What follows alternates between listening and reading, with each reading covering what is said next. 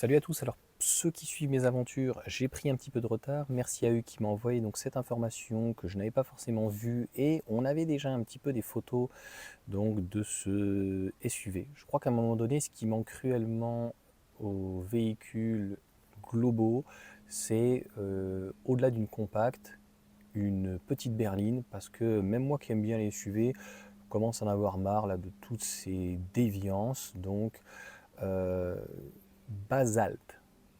Basalte. Je ne sais pas. L'entrée de gamme, pas très glamour, soigneusement orchestrée par les équipes du marketing. Si c'est pas cher, ça va marcher. C'est toujours la même chose. Tu regardes Dacia, c'était pas foufou en termes de style au départ, mais ça a bien marché. Donc je te mettrai les informations d'Automoto. Clairement, dis-moi ce que tu en penses. Bon, c'est ce que actuellement Citroën propose. Donc à l'avant, typique Citroën, c'est typique ou atypique, je ne sais pas.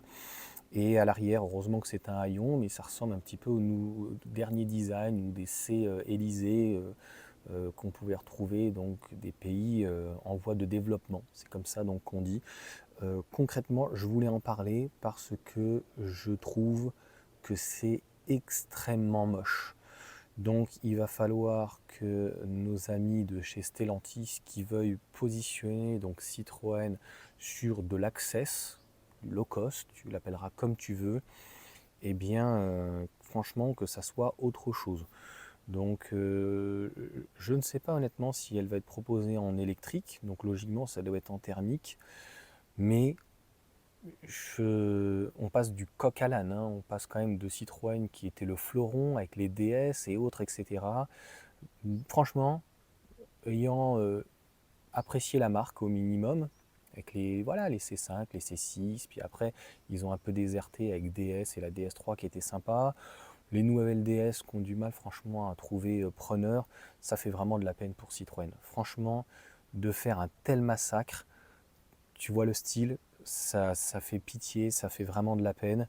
Quand tu vois que Dacia, en tout cas Renault avec Dacia et le Duster arrivent à faire quelque chose qui donne envie, avec son propre style et ce nez qui est juste pour la gamme, magnifique, franchement, pour le prix, c'est vraiment magnifique.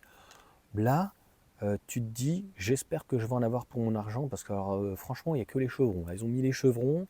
Voilà, normalement, je pense que ça ne sera même pas fait en France. C'est, dis-moi ce que tu en penses. Voilà, je te mettrai de toute façon les informations. Donc au début, juste ici, le but, c'était uniquement de te donner mon avis d'un point de vue stylistique. Et j'ai rarement vu une Citroën en fait aussi moche, quoi.